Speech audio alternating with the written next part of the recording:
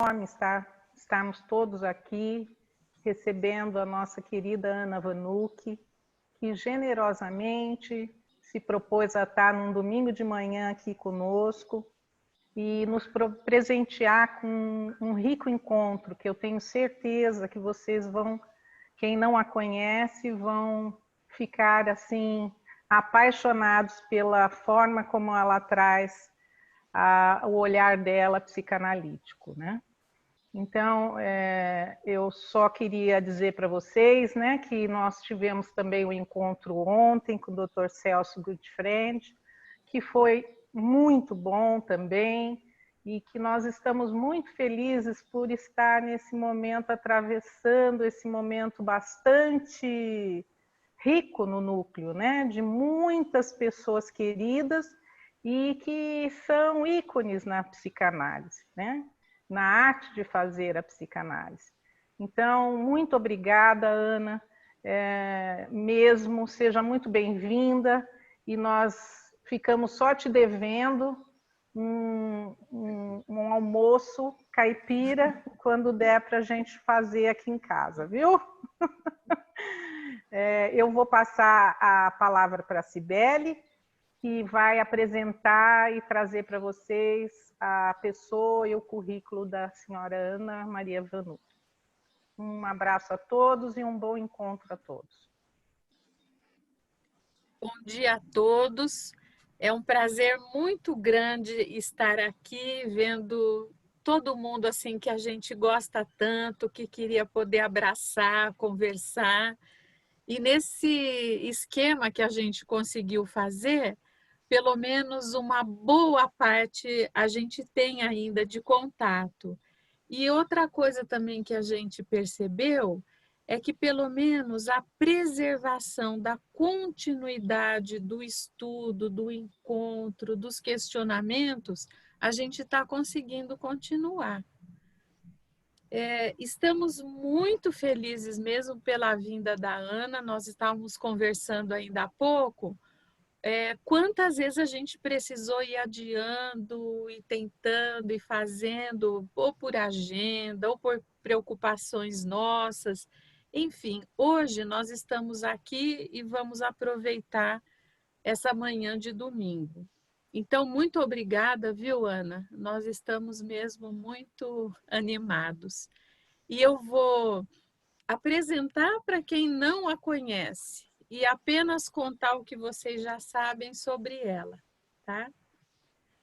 A Ana Vanucchi nasceu em São Paulo, capital, e desde cedo ela interessou-se pelo ser humano, desenvolvendo na juventude estudos de filosofia e sociologia. Graduou-se em psicologia pela Universidade de São Paulo, onde também obteve o mestrado em psicologia social, com a dissertação Reflexões sobre a possibilidade do inconformismo. Foi docente de psicologia social nas faculdades São Marcos durante muitos anos. Organizou, junto com outros colegas, um curso de orientação vocacional no SEDE Sapiense, onde desenvolveu um trabalho clínico na área de orientação vocacional. Iniciou sua formação analítica na Sociedade Brasileira de Psicanálise de São Paulo em 1989, tendo desenvolvido sua carreira como psicanalista nessa instituição, onde passou analista de data em 2015. Dedica-se especialmente à análise de adolescentes, área que considera de fundamental importância em sua atividade como psicanalista, por sua importância nesse momento de angústia e turbulência. Nos últimos 10 anos, tem se dedicado de forma intensa à formação de jovens analistas. Considera a formação como sendo o coração de uma sociedade de psicanálise, necessitando, por isso, especial cuidado e atenção. Então, mais uma vez, Ana, muito obrigada. É muito gostoso, assim, ouvir e ler sobre a sua trajetória, participar dela como colega, como amiga, e passo a palavra para você. Não tem eu ainda. Bom dia a todos. Desculpa, Cássia, desculpa. Não, sem problema. Por Eu só favor. vou avisar, né, que conforme nós combinamos, como tem muita gente, a gente combinou de fazer as participações através do chat. Então, vocês enviem as perguntas e eu repasso para a Ana. Né? Como vocês viram no começo, fica muito barulho e às vezes a pessoa esquece o microfone ligado, fica impossível. Né? Então, nós combinamos de fazer assim. Não sei se vai dar tempo da gente colocar todas as perguntas, mas as perguntas que não derem tempo, a gente repassa para a Ana e, conforme a possibilidade, ela dá um retorno. Tá? Eu vou ler só para vocês um termo de compromisso, que diz o seguinte: ao se inscrever, você está aceitando o termo de responsabilidade, está de acordo que se trata de um evento destinado a profissionais da área psi. O link é pessoal e intransferível. E no caso da apresentação conter alusões a situações clínicas, qualquer comentário sobre o mesmo constituirá quebra de sigilo e infração ética. Então, agora, Ana, você está com a palavra. Bom dia para vocês todos. Eu agradeço primeiramente o convite da Cibele e da Silvana, e também agradeço a Cássia de estar coordenando, e agradeço a todos vocês estarem aqui me escutando num domingo de manhã, né? Esse trabalho sobre solidão na adolescência, que, aliás, a Cecília Pereira está aqui, ele foi escrito em 2019, porque ele foi apresentado, a primeira versão, em Campinas, num evento sobre solidão. Cecília falou sobre solidão na criança e eu sobre solidão na adolescência. E aí, esse ano, com a pandemia, eu resolvi fazer uma reescrita desse trabalho, né? E observando o sofrimento dos adolescentes, que eu tenho a crença de que é mais difícil, mais grave do que o sofrimento das crianças e dos adultos na pandemia, né? Porque eu tenho a impressão que na adolescência é necessário, experiências novas são necessárias para você constituir-se como pessoa.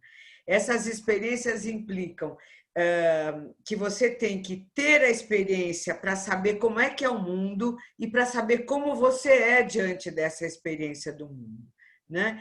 Inclusive, para você poder se solidificar enquanto eu, e as novas identificações todas, né, que fazem parte desse momento de constituição do eu, elas implicam novas relações. Então, o confinamento em casa aumenta uma série de questões, de conflitos edípicos, não é? De culpa, de ódio.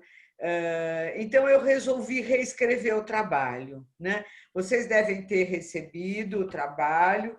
Tem toda uma parte teórica no início sobre solidão e tem toda uma reflexão de como é que é possível, e se é possível, esse movimento. Eu falo de um movimento da solidão para a solitude. Não estou dizendo que não tem um movimento inverso, né? Até eu acredito muito nisso, mas na possibilidade de uma evolução, na ideia de que a solidão, a ideia de que eu estou só no mundo, eu vou desenvolver teoricamente um pouco, ela dá lugar à ideia da necessidade de estar só, e a percepção de que a única pessoa que pode se responsabilizar pela minha vida sou eu, e que isso me dá direito de fazer escolhas, né? Então, isso vai trazer um estado que eu estou chamando de solitude. Não sou só eu, tem autores que chamam, né? Cada um chama de um jeito, e eu vou procurar mostrar para vocês nesse trabalho, nessa parte inicial, eu vou mostrar como vários autores pensaram isso, né? Então eu pensei em repensar o trabalho, né? falando dessa pandemia. Eu vou ler uns pedaços e falar outros, que eu vejo que é mais livre, né? Pensando a pandemia como uma experiência de privação, né? De experiências necessárias para se conhecer o mundo, e a necessidade do convívio fora do ambiente familiar, né? E eu também me pergunto se os encontros bidimensionais pela tela são capazes de substituir as experiências presenciais. Porque se você pensar que no adolescente o fundamental são as transformações corporais e as novas experiências corporais, naquilo que diz respeito a... Eu estou falando muito rápido? As experiências corporais, naquilo que diz respeito à sexualidade e à agressividade, a ausência do corpo se torna um problema muito difícil de ser superado, né? Porque eu vou trazer os casos clínicos e a gente vai poder pensar junto, né? Toda a parte inicial do trabalho eu discuto a questão de crise adolescente, porque tem autores que não aceitam a noção de crise, e porque até o século XVIII não havia crise adolescente propriamente dita, como a gente conhece, porque havia uma continuidade da escola para as corporações de ofício, para os ofícios, para as profissões. Então, não dava para observar esse intervalo de tempo, né? Então, tem autores que são contrários à noção de crise, como Erickson, por exemplo, né, que fala da moratória, a Florence Guignard, que ela diz que a noção de crise é fruto do luxo dos países desenvolvidos, que alongaram demais o período escolar, né, para as classes dominantes. Mas, de qualquer forma, eu acho que é importante manter a noção de crise, porque há toda uma transformação corporal que implica a mudança da imagem corporal, né, com todas as complicações que ela pode trazer, e não só isso, toda uma mudança egóica, a mudança do lugar na constelação edípica, que é o exílio, né, da relação edípica e a busca de novas parcerias, né, e toda uma reformulação de valores, do ideal de ego, do superego. Tudo isso implica novas identificações das novas experiências, né? Então, a gente vai observando que as identificações vão trazendo a comparação entre o eu e o outro, né? A família do outro, a minha, o pensamento do outro e os meus. Isso vai trazendo novas identificações e um alargamento, né, do eu, uma modificação de valores, né? A gente, na adolescência, começa a pensar: será que aquilo que eu pensava é assim? Será que não tem outras formas de pensar? E isso vai trazendo uma série de mudanças muito importantes, né? Que até começou lá com Freud, nas transformações da puberdade, e vários autores que eu cito o Jamet, né? Que fala também dessa necessidade de transformação. E eu queria me orientar no tempo. Cássia, me ajuda para eu saber até que horas eu tenho para falar, para eu orientar quanto tempo eu fico em cada lugar, em cada tópico, né? Acho que até às 11h10, mais ou menos, né? 11h10, tá. São 10h20. Tá bom, obrigada, Cássia. E então eu queria falar assim, que o Jamet, por exemplo, diz que com a mudança corporal, o adolescente estaria pronto para matar e para reproduzir, mas ele não está pronto ainda para amar, porque a noção de alteridade de outro não se estabeleceu ainda, porque é impossível estabelecer uma noção de alteridade sem se estabelecer uma noção mais consistente de eu. A gente sabe que a psicanálise nos ensina que não é possível ter uma noção consistente de eu se a gente pensar nas várias dimensões primitivas e primordiais da mente que todos nós temos e que muitas vezes irrompem, né? Mas existe uma certa possibilidade de uma consistência que a gente tem, não é? Egóica, né? E é ela que precisa ser alcançada para que exista a noção de alteridade, né? Senão, o outro passa a ser... Acho que o outro é sempre uma ameaça para o eu, né? Mas se o eu, né, não está suficientemente integrado, a ameaça é muito maior, né? Então, vários autores. Tem o Ferrari, que fala no eclipse do corpo, né? E a necessidade de se criar uma nova mente, né? Porque aquela mente infantil, onipotente, não serve mais para aquele corpo, né? Como o André Green fala, e também a percepção das imagens parentais, né? Que na infância são a maravilha da maravilha, né? E na adolescência, o André Green diz que o jovem tem uma profunda decepção de ver que o pai e a mãe são apenas pessoas comuns, com uma série de limitações. Então, precisa haver o luto, não é? Por essas imagens, e também aí vem a ideia de abandono, de exílio, de busca, né?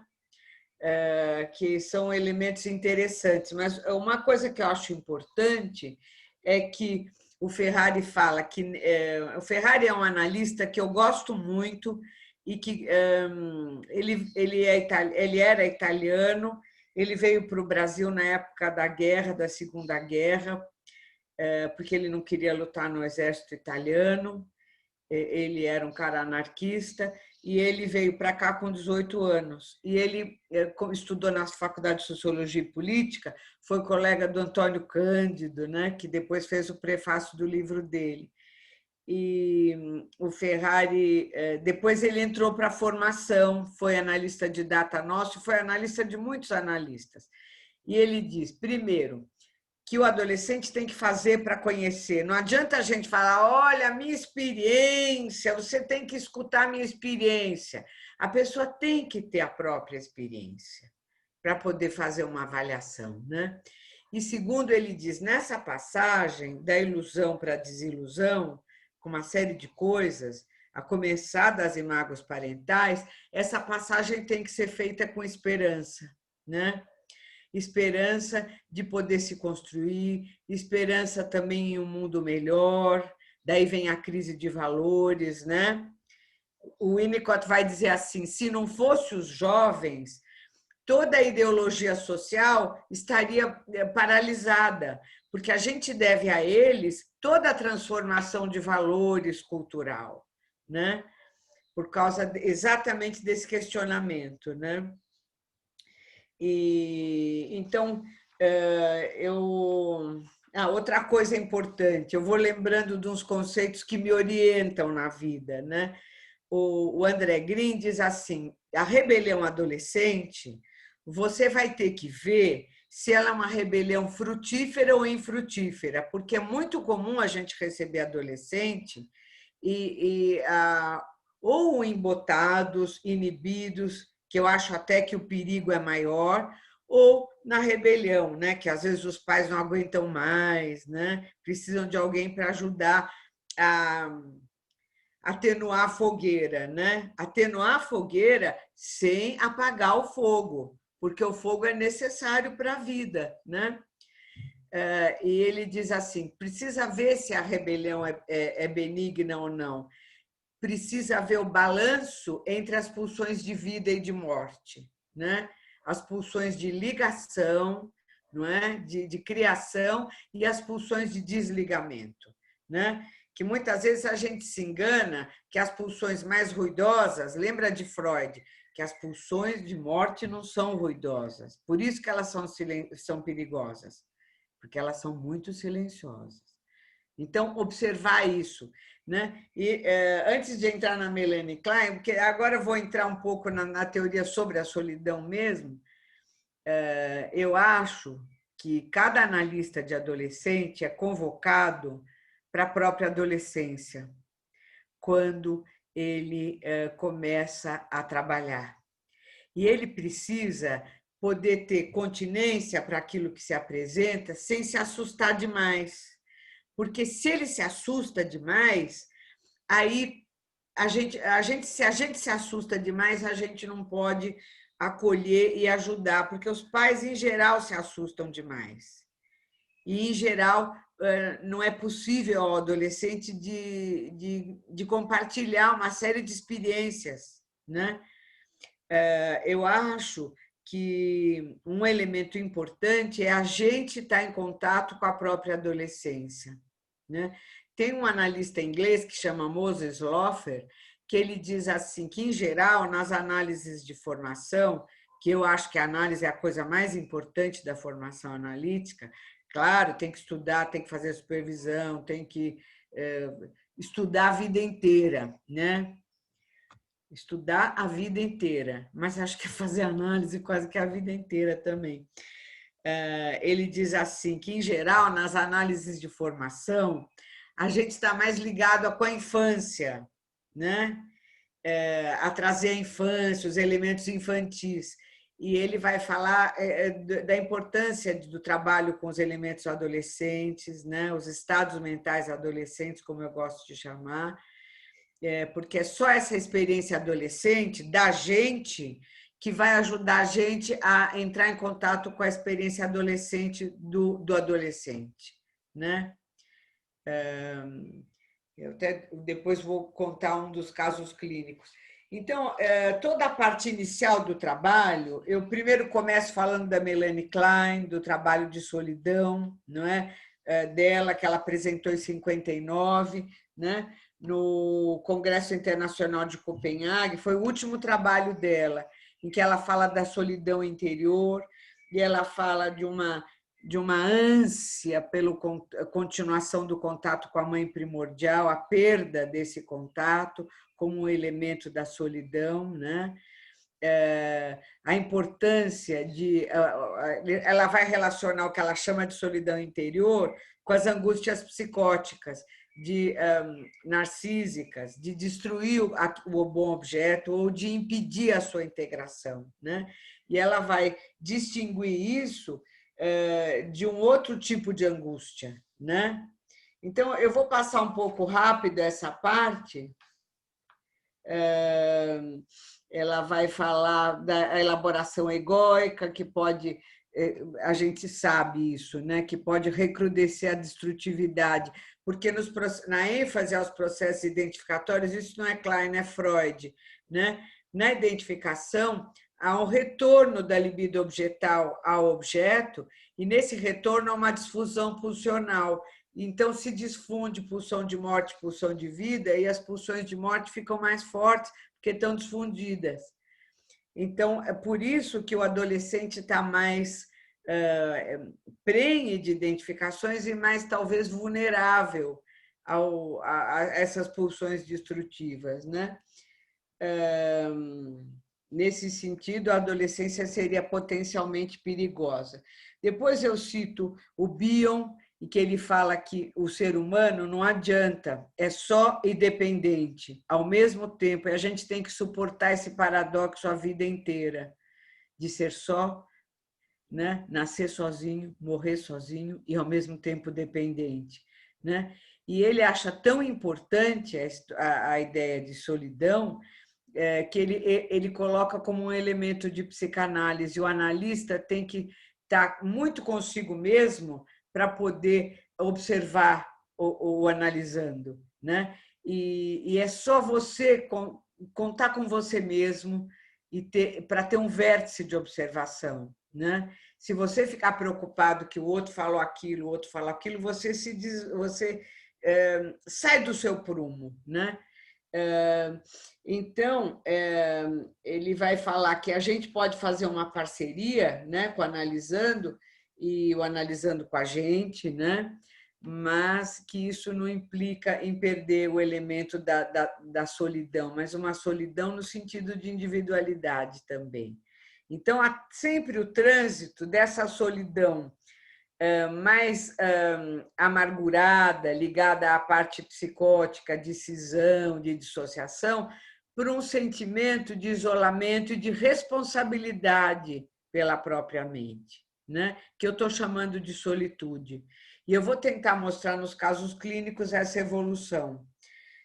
Depois tem o Winnicott, com a capacidade de estar só, que ele fala desde o início, a criança precisando da mãe, né? E, num primeiro momento, se fundindo com a mãe, vivendo de uma forma fusional e, aos poucos, se percebendo só na presença da mãe e sentindo que a mãe está lá, né? E, aos poucos, percebendo que ele pode estar só, né?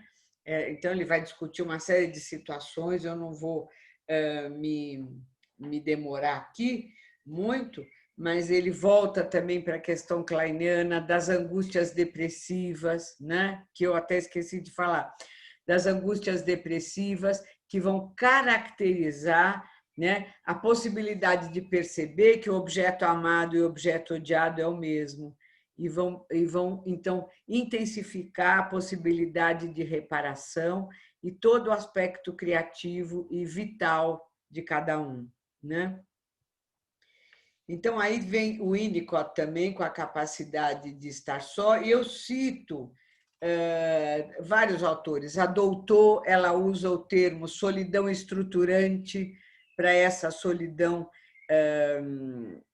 para a solitude, né? A capacidade de estar só. E ela mostra que essa solidão, que ela chama de solidão estruturante, é uma solidão que tem as trocas simbólicas, que se... isso não ocorrer, as trocas simbólicas não ocorrerem, você fica na solidão desestruturante, a solidão concreta da presença ou ausência, né? Porque se a ausência puder ser simbolizada, aí você está só, mas não está, né? Se você tiver, por exemplo, aquela pessoa que está ausente constituída dentro de você como bom objeto, né? Você está acompanhada. E você está acompanhada desse bom objeto, que não é mais aquela pessoa lá, né? E é isso que configura a possibilidade da solidão estruturante. Depois o Ferrari vai falar também da protodepressão, do adolescente, do isolamento, da necessidade de respeitar o isolamento. Sabe, adolescente que se fecha no quarto, só quer fazer tudo no quarto, não quer saber de contato, né? Como é importante você verificar se isso é uma solidão necessária, estruturante, ou se isso é uma solidão desestruturante, né? Eu acho que a gente está convocado para isso, para ver, porque geralmente causa muita angústia, né, nos pais, e a ideia de que vai acontecer alguma coisa grave ou que está sendo rejeitado, né? Enfim.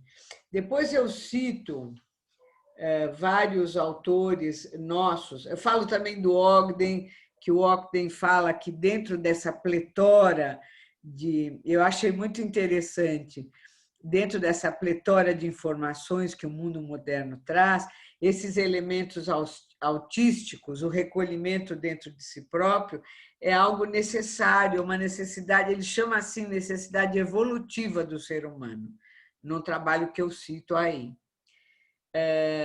Depois eu cito vários autores, colegas, a Scafusca, a Gisele Brito, o Alceu Casseb, além da Maria Helena Fontes, mostrando essas duas dimensões, né? A dimensão da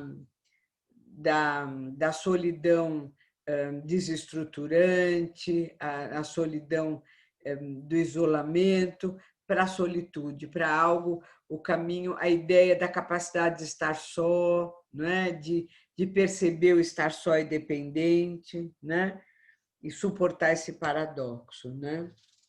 Eu não vou me deter aqui nesses casos clínicos que eu cito, do Alceu, da Maria Helena Fontes e da Gisele.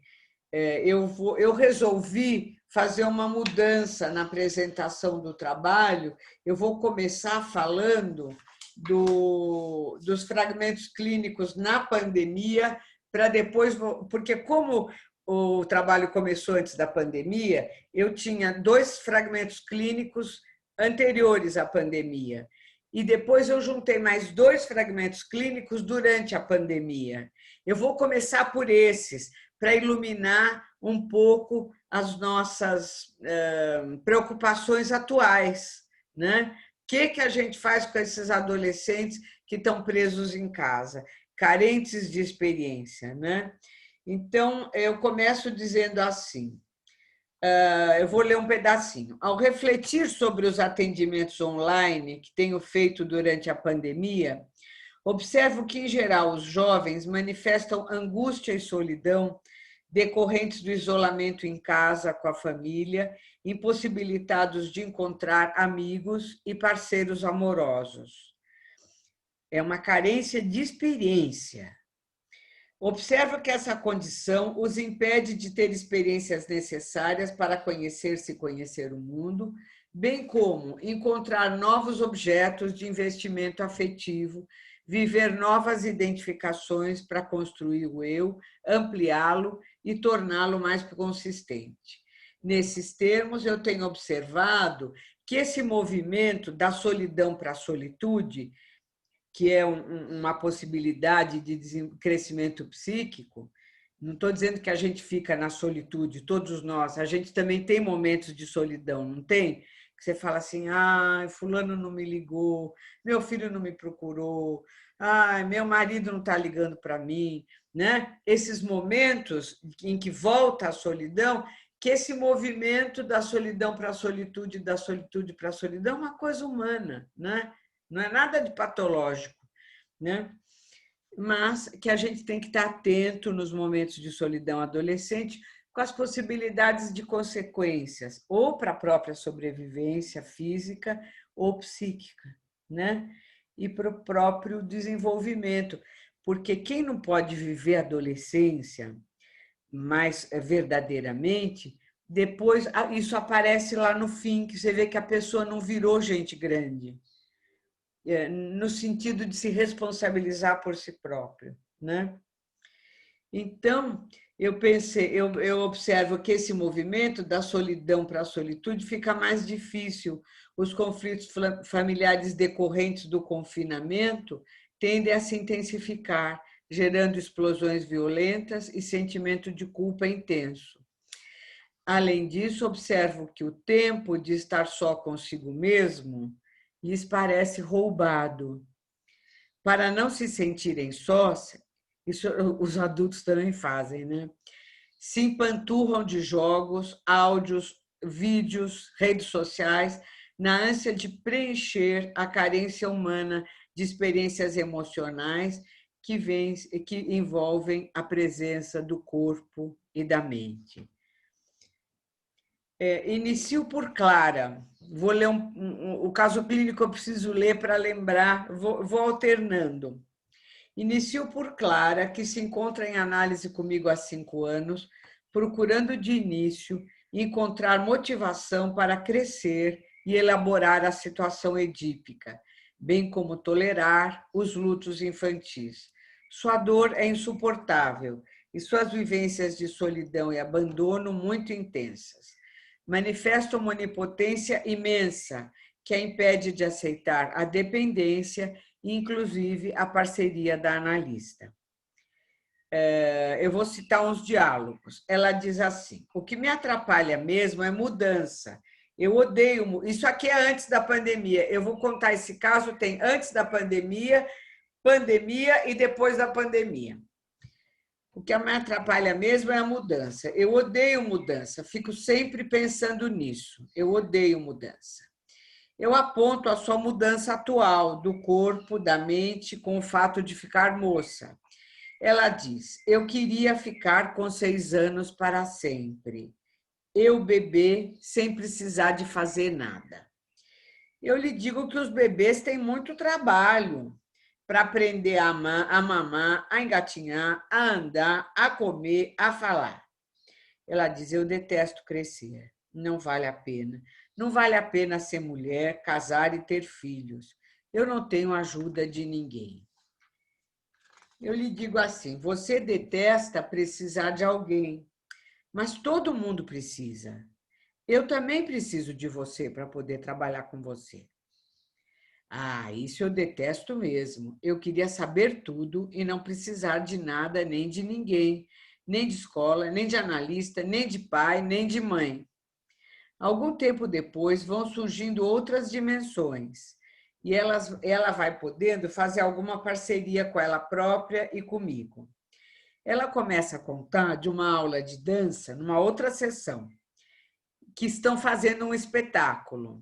E a professora disse assim, experimentem, tem várias mudanças aqui por razões de sigilo, né? Experimentem dançar de olhos fechados. Ana, você não acredita. Eu tentei e descobri que de olhos fechados era uma outra dimensão. Não tinha vergonha. Fiquei mais espontânea. Dancei muito melhor. Aí eu digo assim, então você percebeu que com olhos fechados a gente enxerga outras dimensões. Ela se comove e experimenta o divã, embora continue a dizer que tem medo. Eu tenho medo, diz ela, de ficar muito exposta, como uma ameba sendo olhada no microscópio. Eu não te vejo, escuto só a voz de Deus ou de um narrador onisciente. Eu lhe digo, então, mas você não é uma ameba, é uma moça com muitos sentimentos, e eu também não sou Deus, sou só uma pessoinha tentando conversar com você, uma mulher que já foi moça como você. Mas hoje, a vontade de deitar no divã ganhou do medo, né?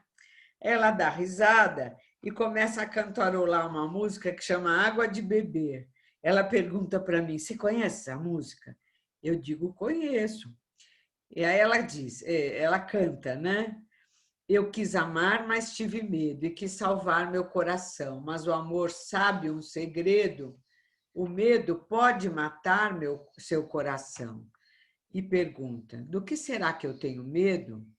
Acho que de largar esse lugar seguro, esse personagem inteligente que sempre foi primeiro da classe e sempre ajudou os outros. E eu digo assim para ela, mas eu acho que tem outra personagem aparecendo nessa história. E ela diz, Ana, tem mesmo, mas falta escrever a história dela. E eu digo, podemos escrever juntas. Nesse momento, parece nascer uma disponibilidade para novos afetos, novos vínculos afetivos, e especialmente se fortalece a parceria afetiva comigo, que pode ser matriz de outros encontros, né? É isso que a gente chama de experiência emocional, porque não é só o aspecto da transferência passada que é reatualizado, mas é que aquilo que acontece ali não é só passado, tem o novo, que pode trazer esperança de novas possibilidades, né?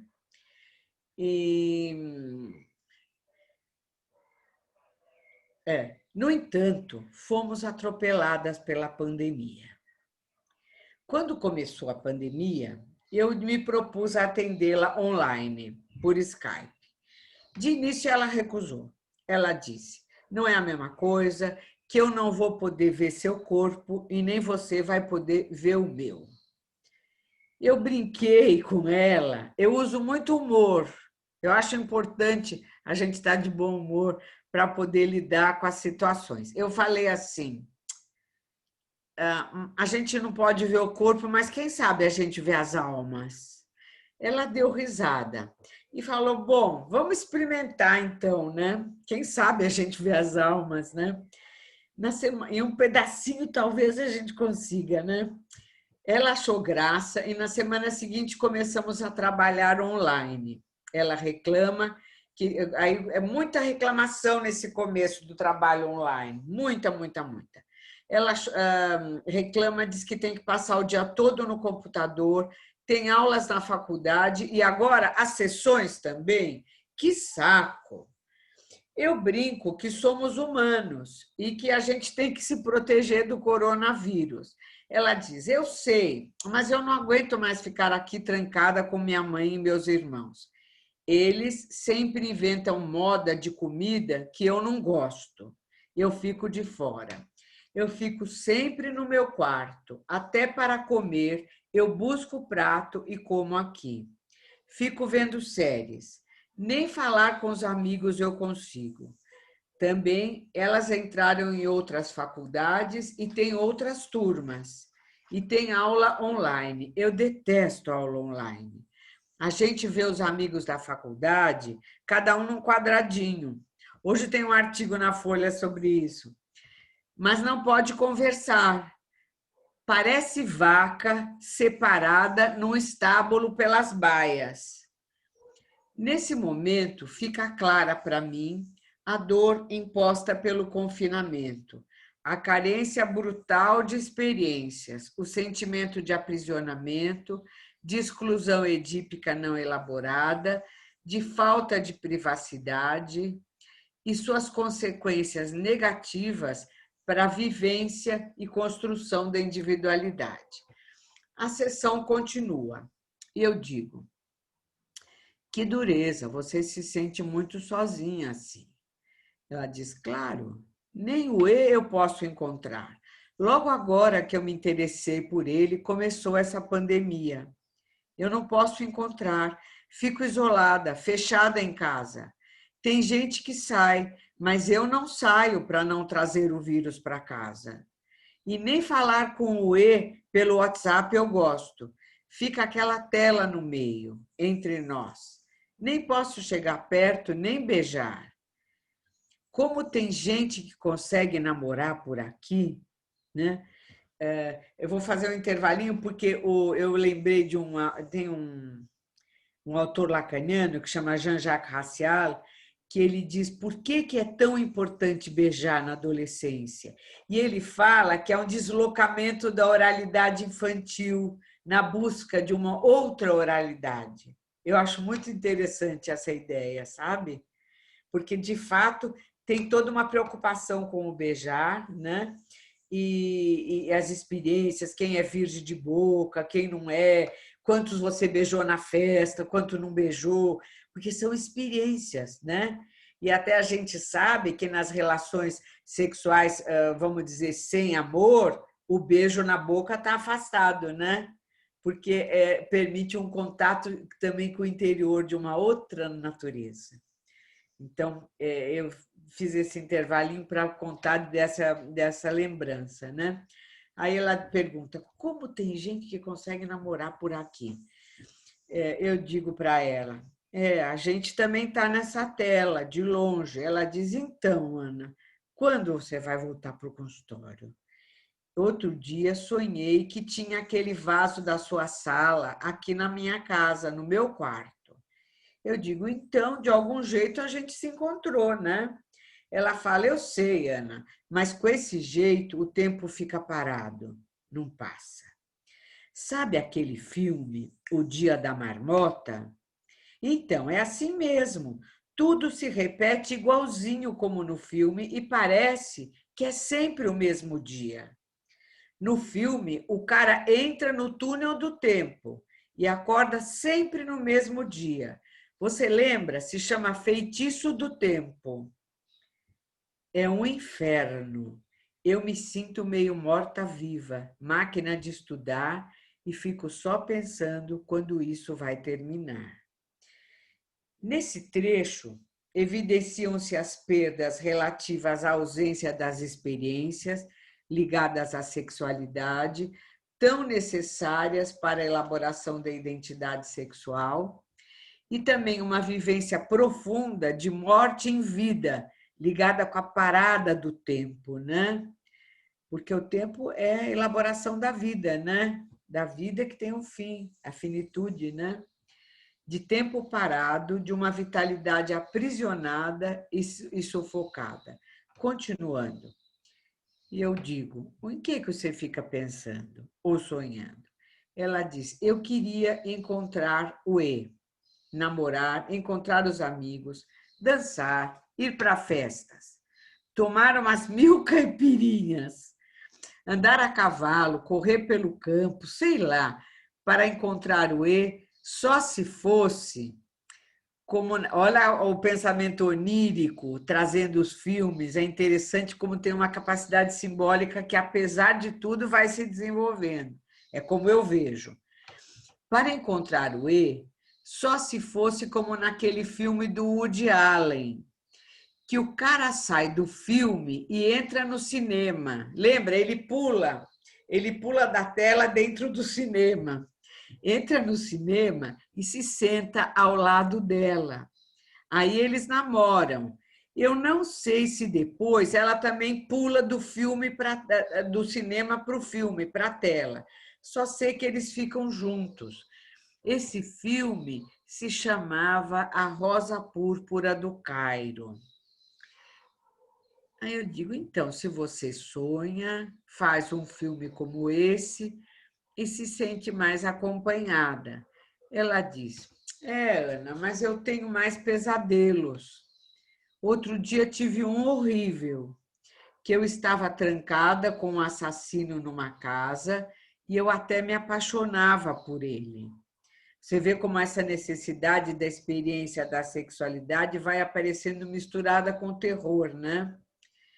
E eu disse, então virou sonho? Ela falou, eu acho que não, porque eu continuava a tentar fugir da casa e tinha medo dele.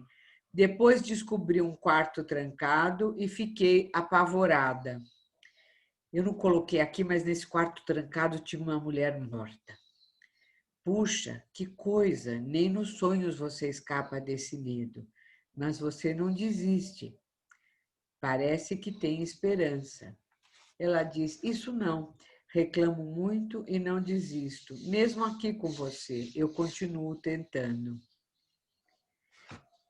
Eu observo que Clara expressa com intensidade suas vivências de solidão e aprisionamento, impeditivas de seu desenvolvimento afetivo e psíquico, especialmente as carências de experiências em todas as dimensões da vida humana que se revelam nesse momento. A capacidade de sonhar, embora preservada, se torna também ela escrava do aprisionamento, tentando metaforizar o isolamento, né? Colocando a vitalidade como refém presa na casa, porém do lado do avesso, mas limitada a insistir na vida num panorama sombrio, né? Tentando se apaixonar dentro do calabouço, né? Mas, nesse contexto, essa capacidade me parece essencial. Agora, pensando, é uma liberdade, né? Uma liberdade de sair do aprisionamento por meio do pensamento onírico. Então, esse é um dos casos. Eu estou vendo aqui, eu tenho mais 15 minutos, é isso, Cássio? Eu vou entrar nesse segundo caso, eu vou vendo o que dá para. Eu vou trazer o segundo caso, também da experiência da pandemia, que eu acho que é mais, talvez mais útil para todo mundo nesse momento, né? É uma experiência que eu não tinha querido atender ninguém só online, sem ter visto a pessoa antes. Uma coisa era passar do atendimento presencial para o online, que foi aquela transição que a gente fez no fim de março, né? Outra coisa era receber um paciente novo direto online. E eu acabei resolvendo fazer essa experiência, essa ousadia com essa menina de 15 anos que se chama Vera, que me procurou no mês de maio, depois do início da pandemia. Eu nunca a vi pessoalmente. Decidi aceitá-la em análise devido ao seu pedido de socorro que me impactou. Eu não aguento mais ficar trancada em casa com meus pais. Preciso respirar. Ela vivia em grandes conflitos com os pais e se isolava no quarto o dia todo, negando-se a sair ou mesmo fazer as refeições fora dele. Os pais toda hora batiam na porta, exigiam que ela saísse, uma brigarada, uma coisa tremenda. Sofri enorme angústia devido a essas brigas. Senti imensa raiva do pai, a quem responsabilizava pelos conflitos com a mãe, com ela e com a irmã caçula. Aos poucos, começaram a surgir conflitos com os grupos de pares, em função de diferentes modelos de isolamento social. Isso é muito comum. Aos que seguem um protocolo mais fechado, até os que mantêm a vida meio normal, vão a baladas e festas. Vera se mantinha isolada, ao mesmo tempo prisioneira, brigando com as amigas mais liberais, que ela falava assim, furavam a quarentena e não tinham responsabilidade. São expressões que surgem nas sessões com adolescentes e também com adultos, essa questão de furar a quarentena. Aos poucos, ela começa a se perguntar, será que esse tal de isolamento é proteção ou prisão? Para evitar comportamentos mais livres ou aventuras. Ela fala muito rápido, de maneira que muitas falas eu tenho dificuldade de acompanhar. Eu digo-lhe que ela tem uma pressa enorme com o que ela está vivendo e o desejo de que o tempo passe logo. Não só da pandemia, mas das transformações e constituição de si própria, né? Mas a ideia de que acabar com essa transição, né? Essa ponte, eu chamo de ponte longa e estreita, né? Que separa a gente da vida adulta, muito estreita, e que a gente, como é que vai acompanhar alguém, né? Tem que ser com todo cuidado, para a pessoa não cair, para a gente não cair, né? Sente-se submetida a uma autoridade maligna e invisível, que ela quer enfrentar, mas não consegue. É um misto, é uma questão edípica que surge aí, de figura paterna, coronavírus e presidente da República, que nesse momento evoca muito isso, né? Seria uma rebelião fértil, como aponta Green? É uma pergunta que me ficou na mente. Aonde está a vitalidade? Né? A gente tem que procurar a vitalidade. Fazer como diz Meltzer, em vez de ficar arrancando erva daninha, cuida dos brotos que estão nascendo no jardim. Senão a gente gasta um tempão arrancando a erva daninha e, sem querer, pisa no broto. Né? Vera resolve combinar uma ida à casa de uma amiga. A mãe resolve consentir, que também já não estava mais aguentando as reclamações dela, né? Desgastada com os conflitos e o isolamento. Essa ida à casa da amiga, na verdade, era uma fachada, porque eles tinham combinado de ir numa festa. Ela foi para a casa da amiga, se aventura, aproveita a festa, beija um menino e volta para casa apavorada de culpa. E ela dizendo assim, e se eu passar Covid para o meu pai? Ele tem outras doenças, pode morrer. O desespero e a imensa culpa a imobilizam. Fica sabendo de pessoas com Covid que estiveram na festa. Eu lhe digo, você está tão preocupada com seu pai, parece que gosta muito dele. Ela fica brava. Se irrita, fica brava, mas aos poucos diz, eu não quero que ele morra. Eu lhe proponho, às vezes, quando a gente fica com muita raiva, a gente pensa o contrário, tomara que morra. Ela se comove profundamente e diz, quantas vezes eu pensei isso nesses tempos e várias vezes imaginei como ia ser a nossa vida sem meu pai, só eu, a minha irmã e a mamãe. Eu me sinto muito culpada de pensar nisso.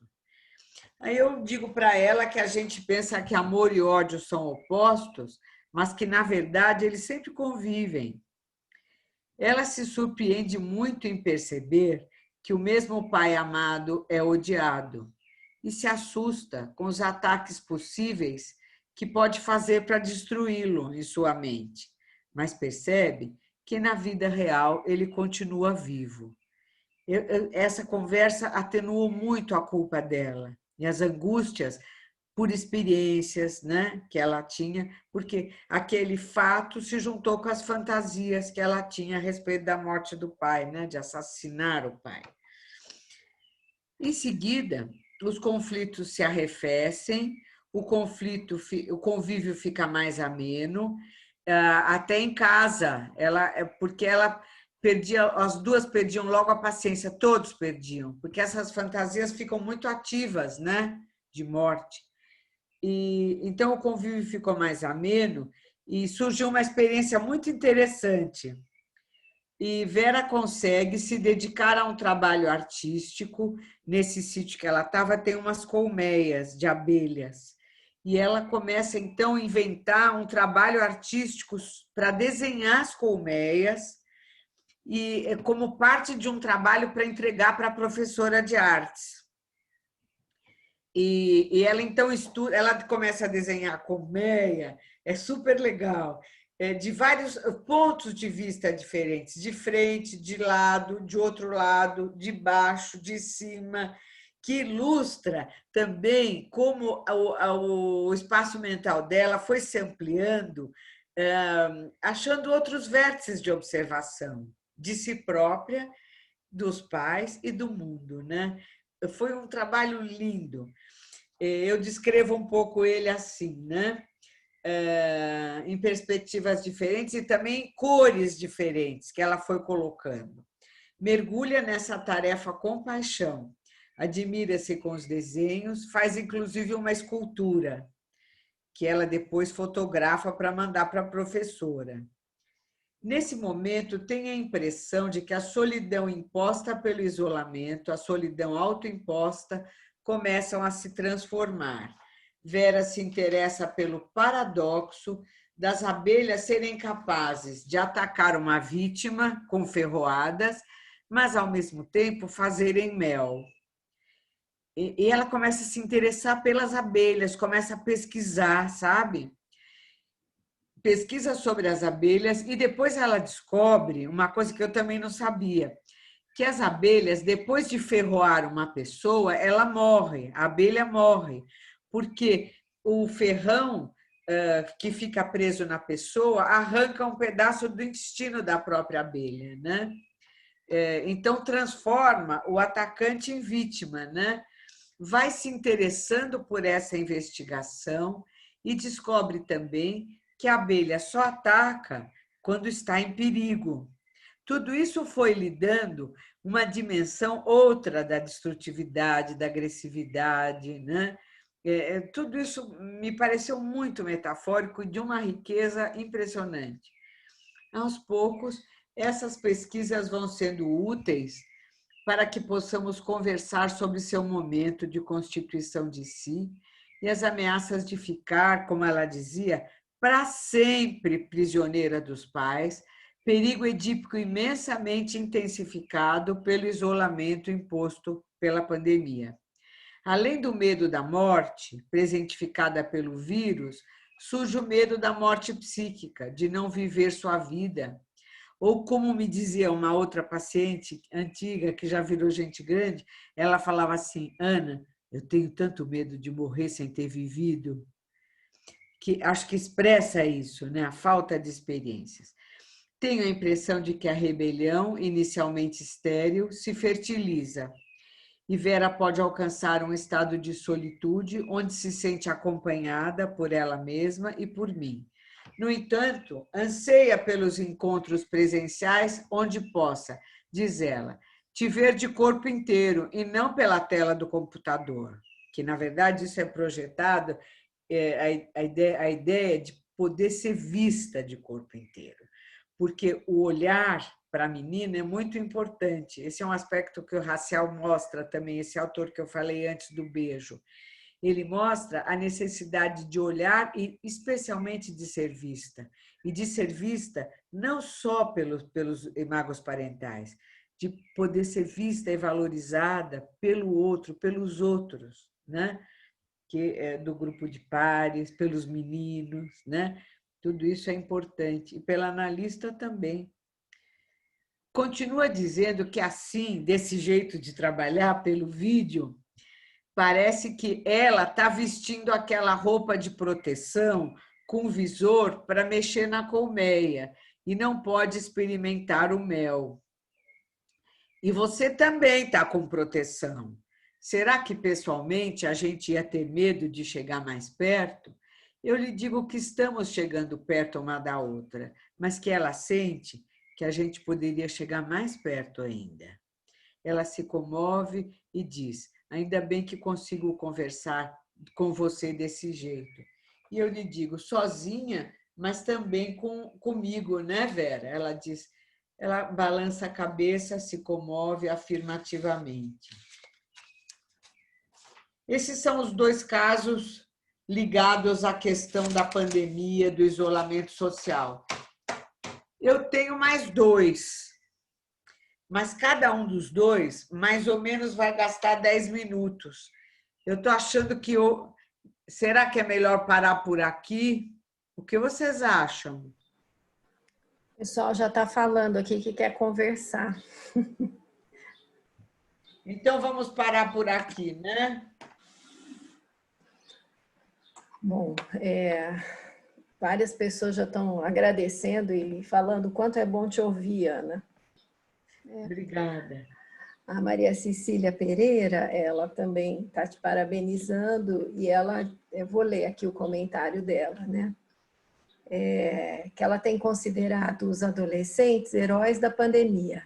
Heróis porque estão em um momento da vida tão importante para sair do relacionamento familiar.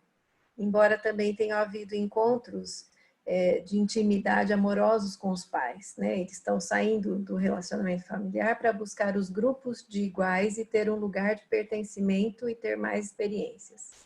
Que marcas você imagina que a pandemia vai deixar em nossos jovens? Ela está perguntando. Eu ainda não sei, né? A gente não sabe, porque a gente está vivendo isso, está experimentando. Que marcas? Bom, tem uma carência de desenvolvimento. Como cada um ou cada grupo vai, depois que passar essa pandemia, ter a possibilidade de superar isso, eu não sei, eu posso imaginar, né? Posso imaginar que pode gerar uma inibição, né? Um retraimento que seria muito negativo, né? E posso imaginar uma fome enorme, uma voracidade, né? Que também pode trazer atropelamentos, né? Mas eu acho cedo para a gente saber as marcas. Eu acho assim que a gente tem que ir acompanhando, sabe?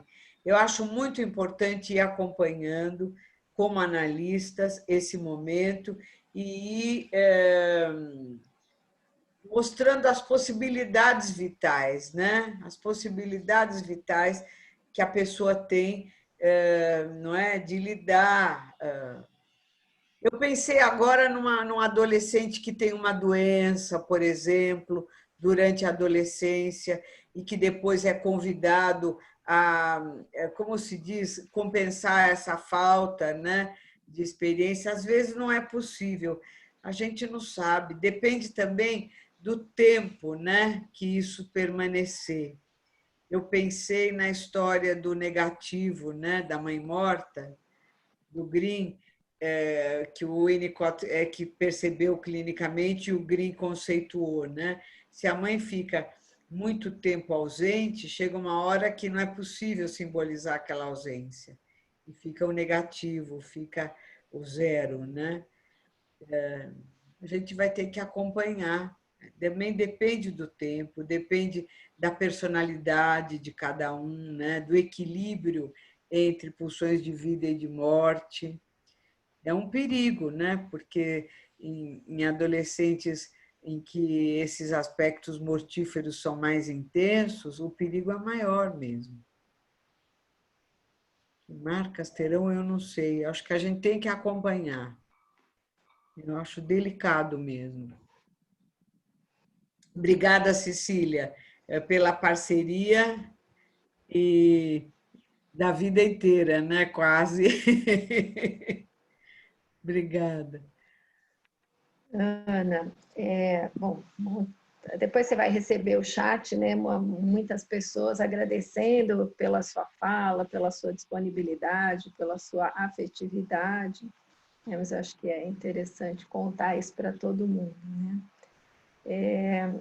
A Cibele está perguntando como você... Pera lá. Como você vê o aumento do homossexualismo feminino na atualidade? Solidão, solitude, liberdade, como que você vê? Cibele, é uma questão... Eu também observo isso. Eu observo muito isso também. Né? Eu acho... Até eu estava lendo é um livro que está até aqui na minha escrivaninha, que chama Adolescência em Cartaz, Filmes e Psicanálise para Entendê-la, daquele casal do Sul, de Ana Corso e Mário Corso. São de orientação lacaniana, mas tem tanta coisa interessante que eles trazem. Não é uma linguagem inacessível. Eles analisam um filme que chama Azul é a cor mais quente, né? Tentando colocar esse ângulo. Eu tenho a impressão que é uma mescla de coisas. Primeiro, eu acho que muitas vezes não é uma homossexualidade constitutiva, real, né? Muitas vezes é uma fuga do diferente, de entrar em contato com o universo masculino, que é tão diferente na vida inteira, mas na adolescência mais ainda, né? E é uma busca de experiências, vamos dizer, mais superficiais, sem penetração, né? Onde o igual, né? Não ameaça tanto o eu. Né? Eu acho que tem a ver com isso, mas eu observo, sim. E eu nem acho que seja realmente uma homossexualidade propriamente constitutiva, que vai se constituir numa busca homossexual para o futuro. Eu acho que são experiências que antigamente também acontecia, mas que hoje em dia elas, na verdade, são experiências aonde a amizade, qual é o limite entre a amizade e a parceria sexuada, né? É como se fosse tentar experimentar qual é o limite, né? E então há uma confusão, né? Mas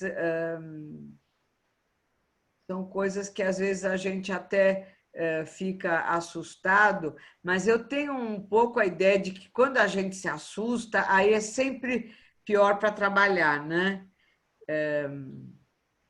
Porque com a liberdade sexual de hoje em dia, a gente vê que várias experiências que antes eram só fantasiadas passam a ser atuadas. E isso confunde, né? Confunde, porque aí passa para a realidade, aí a própria pessoa começa a se perguntar, né?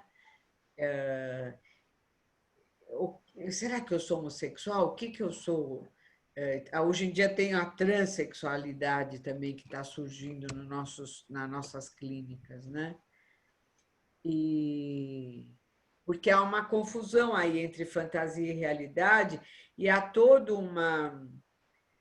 um estímulo para se passar da fantasia para a realidade, meio automaticamente, sem que aquilo seja uma experiência real, verdadeira, que você possa avaliar, né? Uma coisa mecânica. Então, eu acho algo também para acompanhar, mas que pode ser só uma experiência, né? Mas, de fato, chegou num ponto que eu tenho a impressão, Cibele, às vezes, que virou até moda, porque é moderno, é bacana.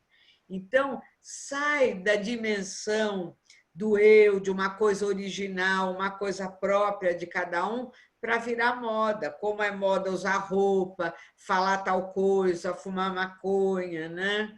Como se isso garantisse um selo, né, de modernidade, de originalidade. A gente sabe que essa é a busca, mas não garante nada, né? Não sei se respondi, mas, Cibele, tentei. O Gabriel está perguntando se seria possível o adolescente se constituir no mundo online. Se é possível ou ter alguma falta na Constituição.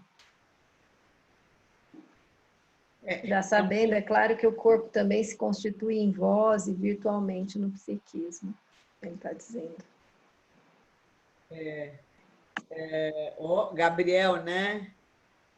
Olha, Gabriel, é um pouco na linha do que a Cecília perguntou. Talvez possível né? Agora, como é que vai ser a Constituição, a gente não sabe. A gente tem esperança de que esses elementos parciais, você falou da voz, a voz é um elemento parcial, né? E aqui a imagem virtual que a gente tem de cada um, né? Eu acho que os casos clínicos ilustram muito isso, né? A busca a importância do corpo, né? E a busca do encontro corporal, né? Não só entre analista e analisando, entre amigos, entre casais, né? De namorados, toda essa experiência fica cortada. Agora, o que vai ser possível de ser substituído, né? Há algumas buscas que a gente percebe que trazem possibilidades, né? De explorar, por exemplo, outros. Por exemplo, vou falar uma coisa pessoal. Eu tenho uma neta de 11 anos que ainda não tem celular. E aí eles não têm como encontrar os amigos, porque ninguém pode ir, porque tem isolamento. E aí eles descobriram que eles podem entrar na sala de aula, que acabou de ter aula, não tem mais ninguém lá, para ficar batendo papo. Então, eu acho que esses elementos talvez possam garantir algum tipo de experiência, de driblar, né?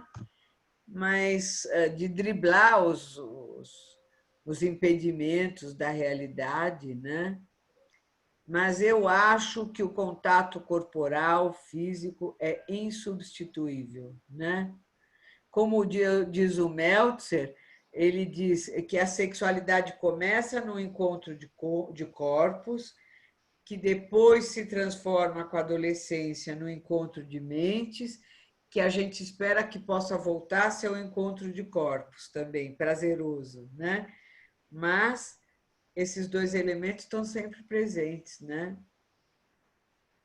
Eu não vejo como, eu tenho só a esperança de que o tempo não seja tanto, e depende da personalidade também de cada um.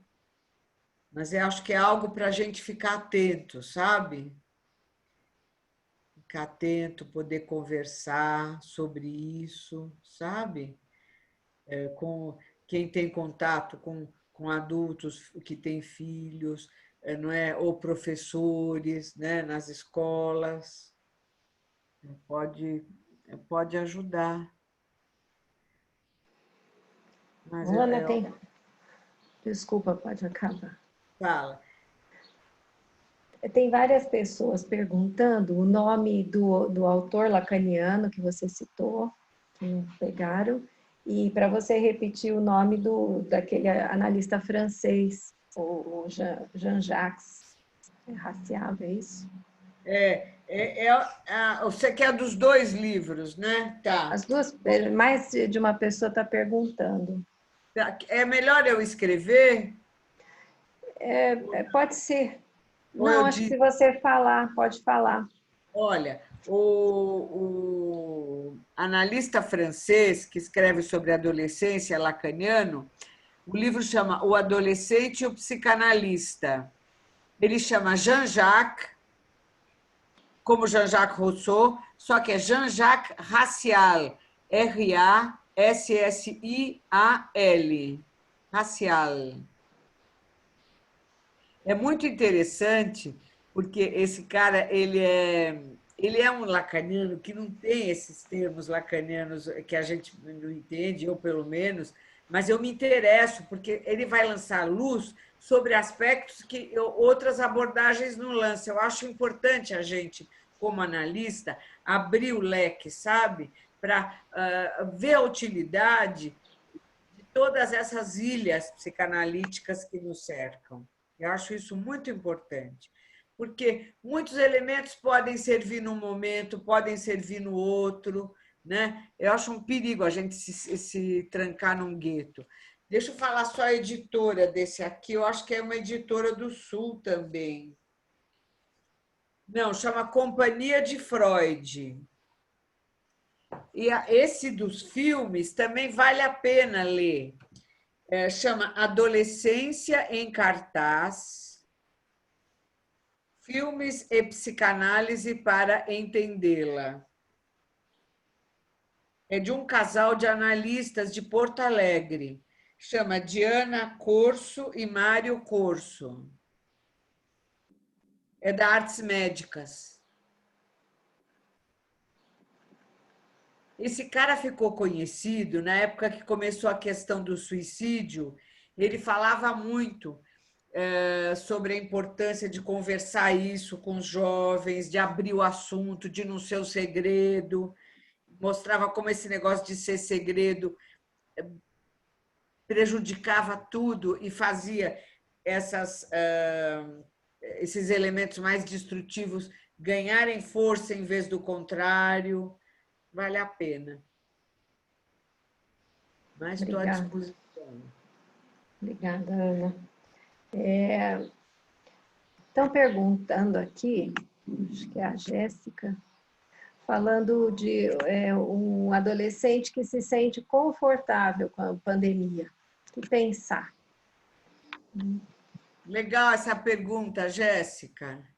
É preocupante, né? Porque acontece sim.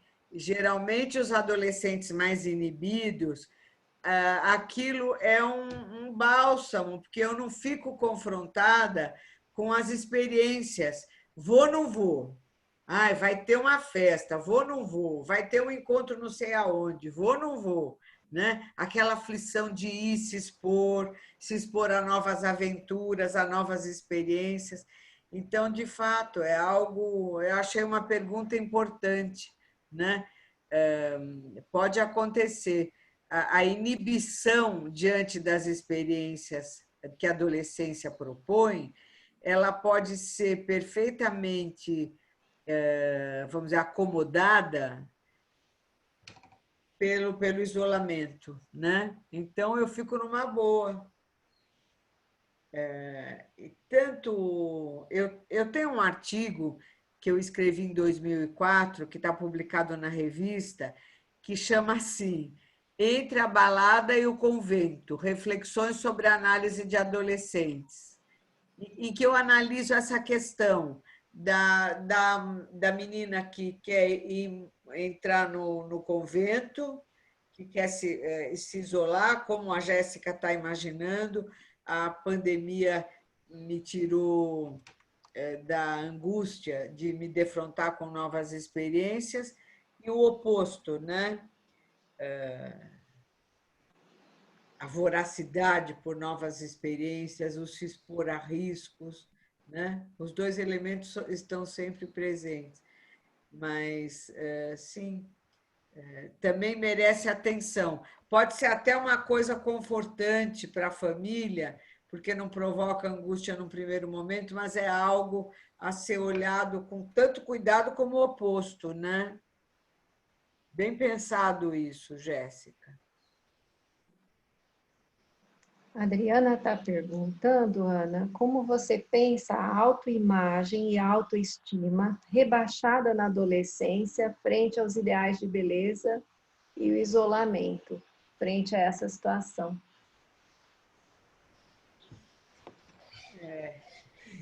Eu não tinha pensado nisso ainda, mas posso pensar, né? Porque, na verdade, vai haver, a falta de experiência vai atingir isso, né? Porque a imagem corporal, que tem que ser refeita, reconstruída na adolescência, ela vai contar com vários elementos internos, endopsíquicos, e também da convivência, dos modelos, né? Da amiga, a amiga mais gordinha, mais magrinha, a loira, a morena, a que usa saia, a que não usa, a que usa brinco, a que não usa, não é? Os elementos da relação. Tudo isso vai ficar um pouco mais distante, né? E talvez a pessoa esteja mais exposta aos modelos virtuais veiculados pela mídia, né? Que são tão padronizados. Então, isso pode, de fato, afetar a imagem corporal, o amor próprio, né? Que implica a convivência, a percepção das semelhanças, das diferenças, né? Entre as amigas, né? Entre os amigos também, a mãe da amiga, a professora, né? Tudo isso implica a questão das identificações que afetam isso. A gente está mais exposto, né, à virtualidade e a todos os elementos de manipulação, falar a verdade, de manipulação, que até esse filme que está muito falado, o Dilema das Redes, mostra claramente, né? A gente está mais exposto à manipulação por causa da coisa virtual. Na relação, vamos dizer, presencial, a variabilidade de possibilidades é muito maior.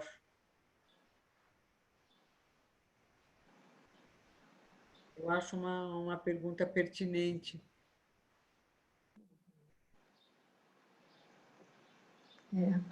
E acho que a possibilidade de pensar com alguém o que é, né, fazer uso de todas da rede, inclusive com alguém, né, que se disponha, sem preconceitos, sem julgamento, né, para poder ir se constituindo e não ficar vítima disso. Né, Ana? Faz toda a diferença. Uhum. A gente ter uma parceria para enfrentar a solidão, uma parceria não superegóica. Eu acho que o analista tem que tentar ter, né? Porque os pais, já por si só, têm toda uma coisa, a escola também, muitas vezes, bem que hoje em dia não tanto, né? Um dos casos que eu não pude contar era um menino que fumava maconha direto. E os pais bravos, ele fumava maconha no prédio lá embaixo, que era um prédio tipo condomínio. E os pais querendo proibir, não dando dinheiro, como é que você consegue comprar maconha? E eu tomei muito cuidado para chegar perto disso, porque se a gente entra pela parte superegóica, não adianta. Ele dizia assim, eu morro de medo de você, você é meio velha, e gente velha pensa tudo igual meus pais, eu achava que não ia sair nada, né? Aí um dia eu resolvi propor para ele um modelo que ele era muito religioso, que ele tinha um altar na casa dele e no altar tinha a maconha, e que era uma religião. Mas quando a gente tem uma religião única, a gente não vê um monte de coisa que está em volta. E é interessante, eu falei como uma brincadeira, e depois ele começou a falar, Ana, sabe o que eu estou percebendo? Que quando eu não fumo maconha, eu fico mais inteligente. Então, essas possibilidades que aos poucos a gente, como analista, vai, que não é pai, não é mãe, não está ali naquela corpo a corpo, que é muito difícil, né? A gente tem essa condição, como você está trazendo aí, de fazer uma parceria diferente, né? Uhum. A Vânia está perguntando, Ana, como observar, perceber se a necessidade de ficar no quarto do adolescente é necessária ou é uma patologia? É coisa difícil de responder, né? Eu acho que a gente tem que acompanhar para ver, né? Eu costumo medir muito, eu atendendo, né? Os pais já é mais difícil avaliar em casa como pais, porque você convida, o adolescente não sai, aí sai briga, mas eu avalio muito pelo tipo de vínculo que ele estabelece comigo. Porque se tem um vínculo que consegue estabelecer, tem vitalidade ali, sabe? Tem água ali naquela fonte. E aí isso vai me permitindo seguir o caminho, né? E ver se esse isolamento é um isolamento mais mortífero ou mais construtivo, né? É a vitalidade que vai determinar isso, né? E a experiência, não ter pressa, a gente vai acompanhando, né? E vai vendo, porque a ponte é longa e estreita, né? Eu avalio mais pelo tipo de relação que estabelece comigo.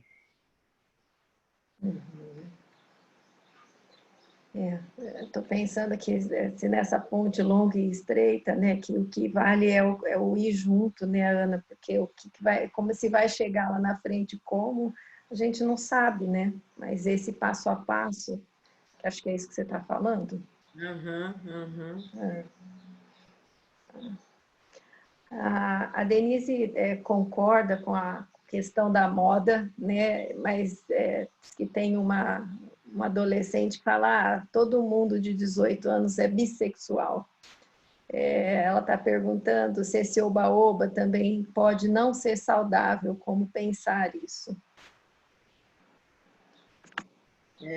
É dificílimo, né? A gente olhar para isso com um olhar que não seja preconceituoso, né? Porque, por exemplo, se a gente chama de oba-oba, a gente já está vendo de uma forma preconceituosa. Eu penso duas coisas. Primeiro, é uma voracidade de ter experiências enorme, né? E uma recusa de perdas. Eu quero tudo. Eu quero os dois sexos, né? Porque a identidade implica perdas, né? Determinadas identificações têm que ficar no escuro, têm que ser reprimidas, como o próprio Freud fala, né? Então, sim, é algo... Porque a gente sabe, todo mundo, que o ser humano tem a bissexualidade, né? A bissexualidade psíquica. Freud falou isso. E como vai lidando com isso ao longo do desenvolvimento? Para Freud era muito simples, simples entre aspas, né? Reprime uma parte e deixa a outra aparecer, né? Nos meninos a parte masculina, nas meninas a parte feminina, né? Mas a gente observa que esse processo pode não acontecer hoje em dia, até impulsionado por aspectos culturais, né? Que tem a ideia de não precisar escolher, de ter tudo, né? Não deixa de ser um aspecto onipotente, né? Eu olharia nesses dois elementos, não perder nada e a necessidade de ter tudo quanto é experiência, porque a gente tem que fazer escolha na vida o tempo todo, né? Mesmo que a gente não esteja, por exemplo, se você resolve ter a bissexualidade e ser bissexual, como vários a gente vê hoje em dia algumas pessoas, talvez várias, né? Também tem escolha aí, né? Que é uma escolha que implica em não poder desenvolver mais inteiramente uma outra sexualidade, né? Ou masculina ou feminina, e desenvolver mais profundamente ou a feminilidade no sentido da, da maternidade, aprofundar, né, dentro de cada uma. Eu olharia por aí, mas eu acho, sabe uma coisa que eu acho também quando a gente trabalha com análise, a gente não deve fazer conclusões generalizadas, porque cada caso é um caso. E a gente tem que ver a propriedade, a particularidade daquela pessoa, né? Como naquela pessoa fica a bissexualidade, o que representa.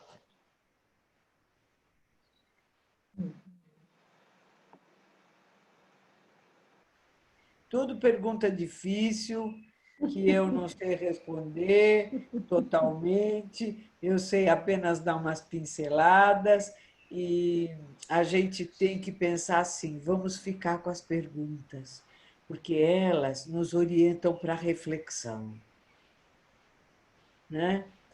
Como diz aquele Maurice Blanchot, né? Ele diz que a desgraça da pergunta é a resposta, porque morre a pergunta.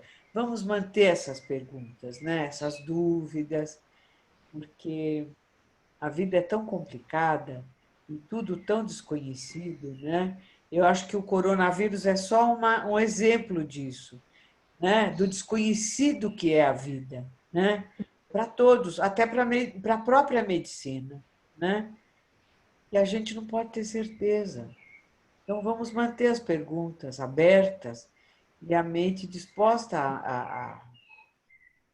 a tê-las em mente, né? A perguntar.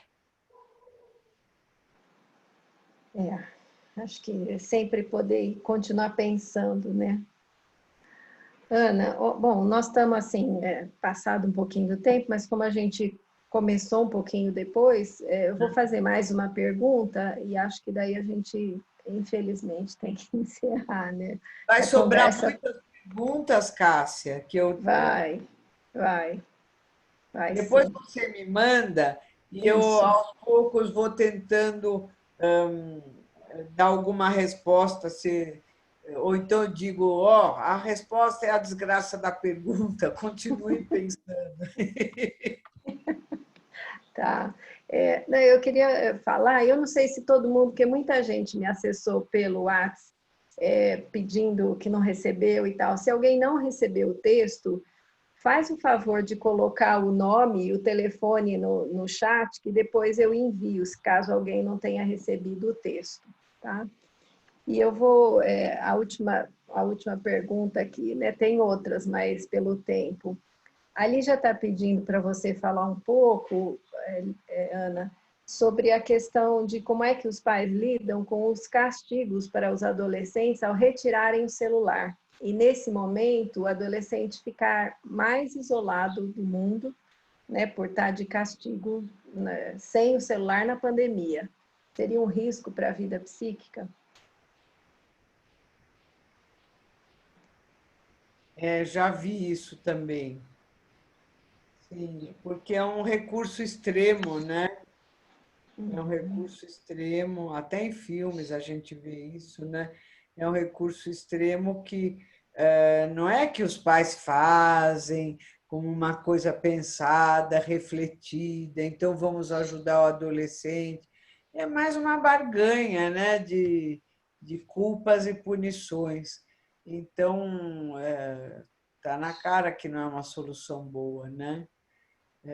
Talvez o que pode ajudar é conversar sempre em primeiro lugar, né? E tentar fazer com ele um esquema. Se a pessoa passa o dia e a noite, tem adolescentes que ficam de noite com o celular, não conseguem dormir, deixam o celular ligado do lado, né? Talvez tentar fazer conjuntamente um esquema, né? De descanso, né? Mas castigo nunca ajuda, né? Para ampliação do eu. É mais uma solução desesperada da gente adulto quando quer limitar, não é? Não ajuda, porque só pode todo o crueldade do superego, quando ela é intensificada pelo castigo, o que acontece? A parte complementar também se intensifica, porque lembra Freud, né? O superego é a sede das pulsões de morte, né? Na melancolia, por exemplo, é o ápice, né? Então, se você castiga, toda a parte odiosa se intensifica. Então, o caminho teria que ser um superego, vamos dizer, que nem é tão lábil e nem é tão cruel, um superego útil. Tem aquela analista francesa que chama Athanasiou, ela inventou esse conceito de superego útil, né? que não esteja nem num extremo nem no outro, nem seja lábil demais, que pode tudo, e nem seja de uma crueldade onde há só uma relação com castigo, com punição, que a gente sabe que intensifica o ódio, né? E como a Lígia está falando, também tem traz uma carência de experiências, esse tipo de castigo. Mas qualquer castigo, né? É mais um desespero dos pais, né? Eu vejo assim. Um superego que cuida, né? E que ajuda a se responsabilizar pela vida, né? É bonito, eu não lembro mais o nome do trabalho que ela menciona isso, mas está na bibliografia do meu trabalho sobre a balada e o convento, o texto dela, né? Ana, a minha parte vou finalizar, acho que depois a Cibele fala, fazendo da palavra dos colegas um agradecimento pela sua generosidade, pela sua humildade, muitas pessoas citaram isso que a gente sabe, né?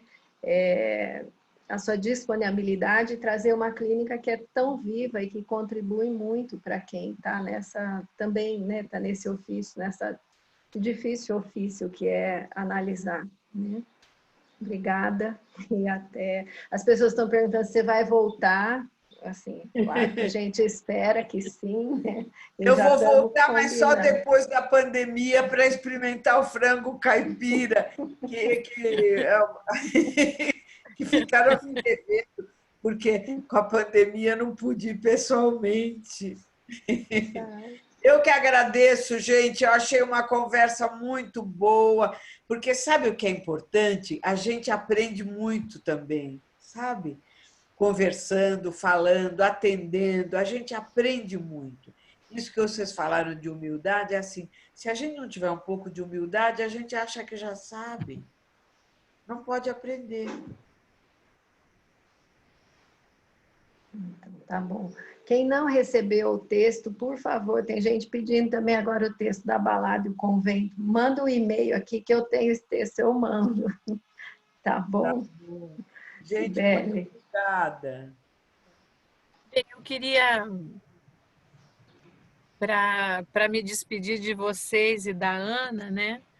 Falar assim que foi uma reunião, Ana, muito, muito rica, sabe? Todas as questões que nós pudemos levantar aqui, útil demais para a clínica de todos. Então, eu agradeço muito. Mas eu queria também dizer para você que eu acho que foi muito importante.